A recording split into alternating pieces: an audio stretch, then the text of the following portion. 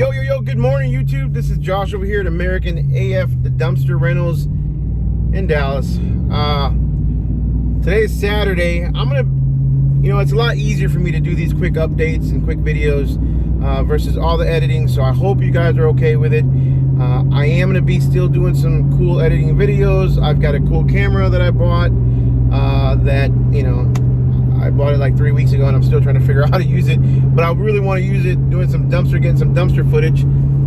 But these quick videos are easy to get out.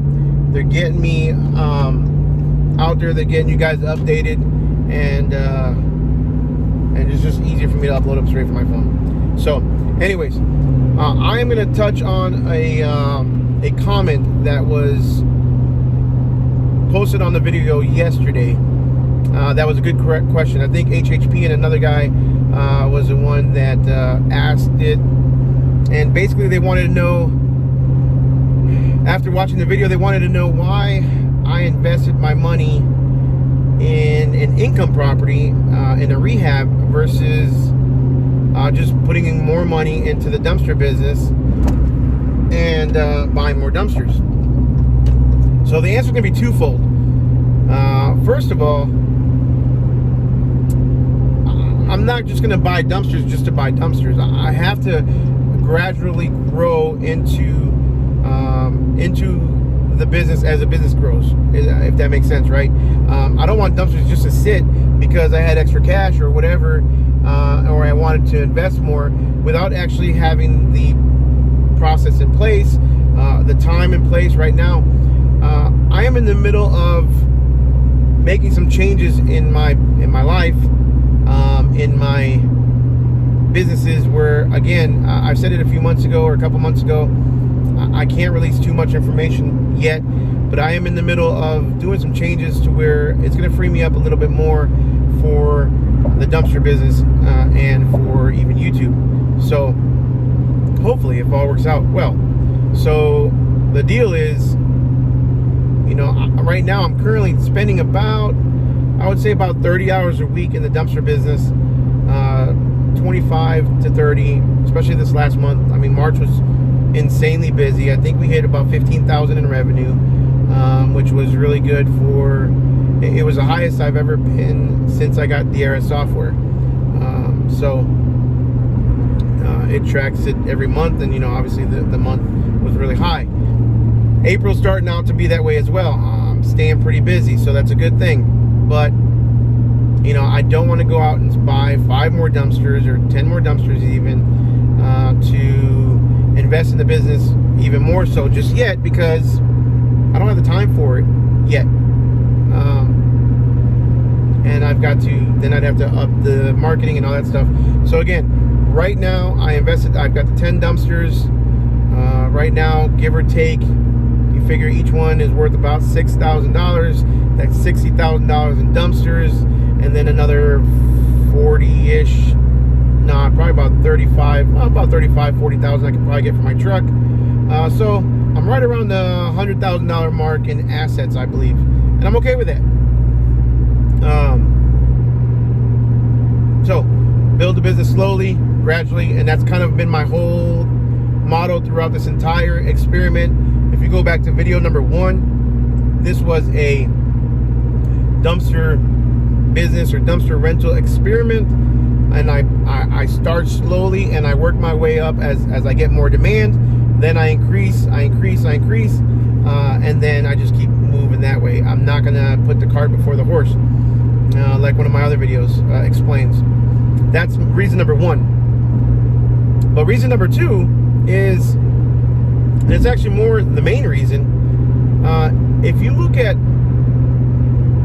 average statistics of wealthy people, millionaires, whatever, they have on average 7 different streams of revenue. That is the goal. 7 different streams of revenue to become wealthy. It's not just one thing. It's not putting all your eggs in one basket. It's not, if something like COVID hits again and I have just one business, it caught me with my pants down. Bear with me for a minute. COVID caught me with my pants down. My entire life, my entire stream, my entire income revenue came from my limo business at the time. And yeah, we had a property here and there, but we weren't in the business of real estate. We owned the property where the limo company was, but we were still paying a mortgage on it, or still are, to the previous owners. We did an owner finance, which got us in at a heck of a time when it was really hard to get loans for those buildings. So and right now we're actually in the process of refinancing our business to get out of the owner financing. Even though the deed's in our name, all that stuff, we did it legit. We went through a lawyer, but we still pay the previous owners because it is owner financed. But because we built all the equity over the last 3 years, and the down payment and the price of the building has gone up, we were able to refinance the commercial building at our office. They just did the appraisal. It appraised great, and we're on the last step of getting it refinanced. We're just waiting on last year's tax returns to get finished so that we can refinance and close that loan. But my point is, I mean, that's all we had, just a limo company and the building, but we rented it ourselves. We weren't making any revenue from it. So the goal is to have as many different streams of revenue as I can, up to 7. That's going to be my goal. And right now I'm at 5. So I've got the limo company, I've got the dumpster company, I've got YouTube. YouTube only pays me, like, guys, when Justin from Life's Apprentice, and Justin, what's up, man? Shout out on the last video. I meant to comment. Things have been crazy about Jesse Mims, but good video, man. But when he commented about us YouTubers don't make much money, we really don't. Last month, I think I made $320. I can rent one dumpster and make more than what I do on YouTube. I like what I do. I like teaching people. It does take time. The editing is the worst part. If I can find somebody to edit my videos for me, that's even better. I really hope I can get to that point one day where I can just shoot videos, send it to somebody and have them edit it. I know Fiverr can do it, but I have a hard time trusting people on there for that kind of stuff. But my point is, YouTube doesn't pay much, but hopefully it'll get to that point eventually if I keep working it. But anyways, that's 3. Real estate is going to be number 4. Okay. And if you look at sponsorships, I've got one sponsorship that I'm working on that I just haven't had time again to do the video, but that's 5, kind of. That's part YouTube. I'm not really sure yet. And then a couple other, and then stocks. So technically, let's take sponsorships out. I do invest in stocks. I've been investing in stocks since the beginning of COVID. But pre-COVID, I mean, I did have Bitcoin way back when Bitcoin first started. I think it was at $700 a Bitcoin. If I would have kept it instead of selling it at like 900, we wouldn't be talking right now. You know what I'm saying? I'd be up on the beach somewhere. I had $700 Bitcoin. I started investing into Bitcoin when it was at 700. I believe it was like 740, something like that, if I remember right. And yeah, I sold it. I think I made like $200. I was happy per stock. I think I had like 5 or 6 at the time. Yeah, had I held on to it, oh my gosh, so anyways, you live and learn, right? I had Dogecoin when it was flying out the market. I bought it at an average of 2 cents a stock, and I had it up to 120,000, 125,000, and yeah, I have less than a fifth, or I don't know. I've got way less than that now. I'm still holding on though. Diamond hands for all you Dogecoin. Anyways, that's another thing. Going back, so that's 5 streams of revenue, not including sponsorships. Again, sponsorships is kind of part of the YouTube deal. I'm putting it in there, but yeah, and again, YouTube doesn't make much money, but hopefully it'll get to that point. If you guys keep liking, subscribing, sharing these videos, maybe you'll get to that point. But my point is, right now I'm at 5. So that means real estate's going to be one of my streams of revenue. So I need to make. The thing is, why am I going to rehab, rent, and refinance versus rehab and sell? And the reason is, if you guys don't already know, is I want to create, not just make a one-time check on that property. I want to create wealth, long-term wealth. And really, in my opinion, one of the only ways to do that is in real estate and owning lots of real estate, owning a portfolio of real estate. So the end goal is to have 20, 50, 80, 100 properties, whether it be multi-families. I don't really want to do all single families. I just got into the single family because this one was easy to get into, and it's kind of, I'm getting my feet wet. Eventually down here, there's not that many like duplexes like there is in Wisconsin. You go into Wisconsin and Milwaukee, for those of you guys that are there, or even Detroit, you've got those old school houses, 2 floors, 1 apartment on the bottom, 1 apartment on top. Here it's really hard to find duplexes, and when they are, they're usually townhomes or something like that. So, but I really want to get into more into townhomes, duplexes, and multifamilies, I should say.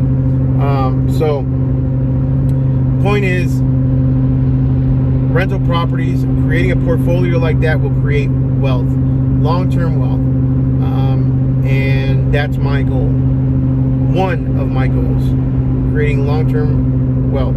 The asset will continue to increase as you continue to pay, and you're basically making money off of nothing. I mean, you didn't. Once I refinance my property,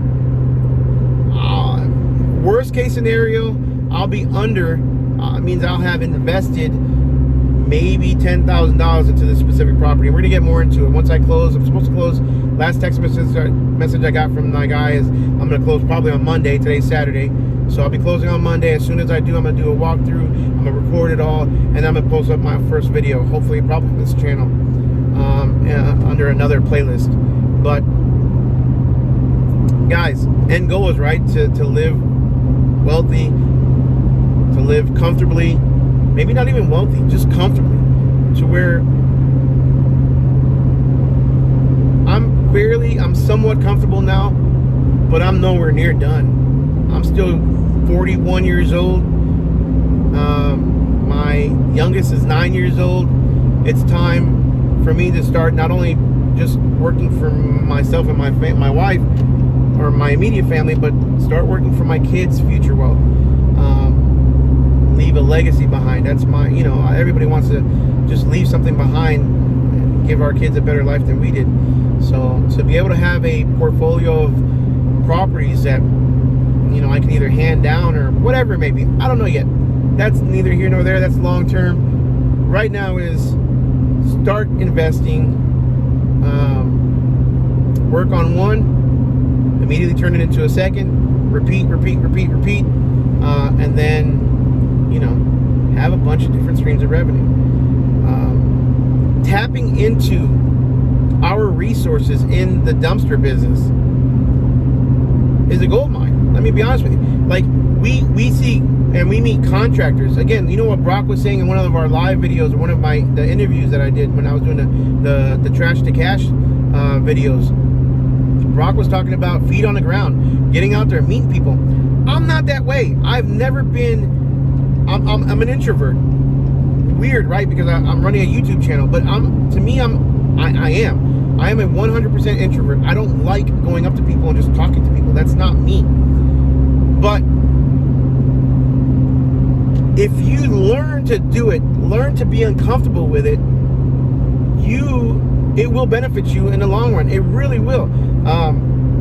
Meeting these contractors, going up to them and introducing yourself, giving them a business card, or saving their information and letting them know, hey, I'm not only in the dumpster business, but I'm also interested in investing. There's a house right now that I would like to pick up, and I might have an opportunity to buy it because I know that the owner's parents died, wanted so far has rented 2 dumpsters for me so they can throw away all the stuff so they can put it on the market for sale.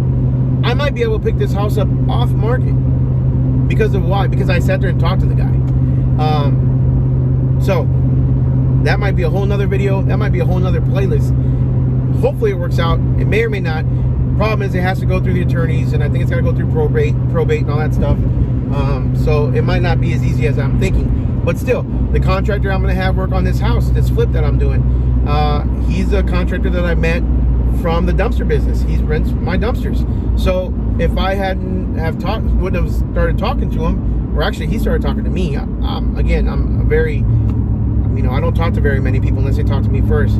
But I wouldn't have a contractor that hopefully I can trust and start working with hand in hand. So hopefully that answered your question. Long-term wealth, multiple streams of revenue.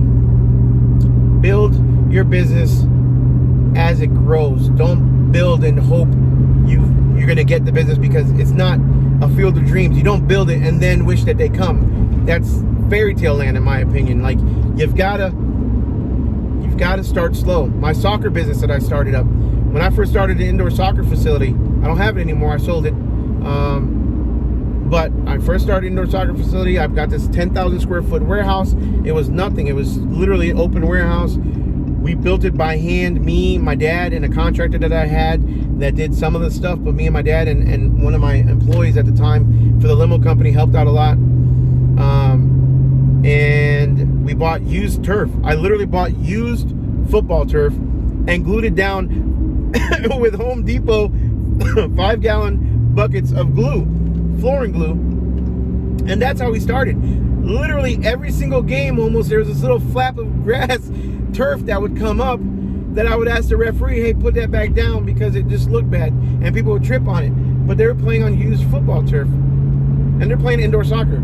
It was ghetto as all can be, but I was testing the market. I wasn't about to spend $30,000 on, actually about $33,000 on new turf right away. I did later on, after I tested my proof of concept. I didn't know if the market in that town would sustain an indoor soccer facility, and let alone it was small-sided soccer. For those of you guys that know soccer, it was literally a 50 by 100 foot big field. That was a big field. They played 5v5, and then I had a smaller kids field that was 30 by 60 or something like that. I ended, for those two small fields, I ended up paying $33,000, and that was the least expensive turf, brand new turf that I found with install. I wasn't about to pay that up front. Everything was cash funded, cash. The business paid itself. But my point isn't about soccer. My point is, the way I've always grown business is, it's not the field of dreams. You don't build it first and then hope that they come. You prove your concept. You prove that there's a market and there's a need for your business. And then as that market increases, as they're more aware that you're providing that service, then you increase your services. Same thing with the limo company. Started out with one limo, then we got a second, a third, and now we're at 15, right? You grow as you need. I can buy 10 more limos right now. More limos, more party buses. Like, I can. It's just I don't have and right now chauffeurs is very hard to find. So I'm not gonna go out and spend all that money and hope I can find chauffeurs gradually. Just the way I do it. So hopefully that answers you guys' questions. It was a long video, but if you got any more questions, let me know in the comments below. I'm gonna try as much as I can to get to them, and if it merits a full-blown video like this one, I will do. Guys, please help out this channel. Like, subscribe, smash that notification bell, and share this video to your social media, to your Facebook, Instagram, whatever it may be. Share this, because I really want to grow this channel. That $340 I got last month, come on, guys. I mean, you guys all know that's not much. So so I definitely have to grow this channel. That's on me. But if you guys can help me out, I would truly appreciate it, and it would mean, like Gary Vee says, it would mean the world to me. We'll see you guys on the next one.